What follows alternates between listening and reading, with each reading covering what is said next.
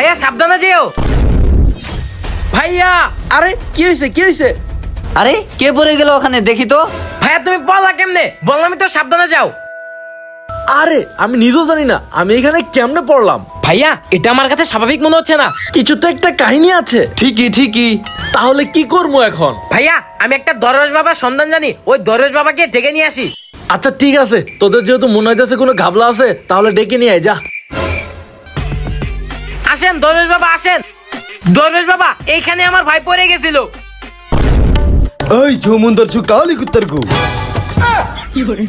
বচ্চ, এই জায়গায় তো আগের যুগের রাজা মহারাজাদের সোনা দানা হীরা মুক্তা আরো অনেক খনি আছে। কি সত্যি মাটির নিচে সোনাদানা হীরা মুক্তা আছে? এই তাহলে তো এখনই এই জায়গাটা খনন করতে হইব। হ্যাঁ এখনই খনন করতে হইব। এই দাঁড়া, এত খুশির সংবাদ দিলাম, আমাকে কিছু খাবি না?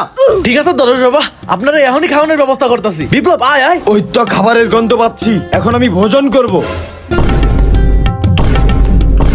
কি খালি রুটি? বচ্চ, খালি শুকনা রুটি দিয়েছিস, রুটির সাথে কিছু দিতি? আরে দরবেশ বাবা দিছি তো। কই প্লেটের মধ্যে তো আমি কিছু খুঁজেই পাইতাছি না। আপনার রুটির নিচে তো দেখেন। ও রুটির নিচে ছিল।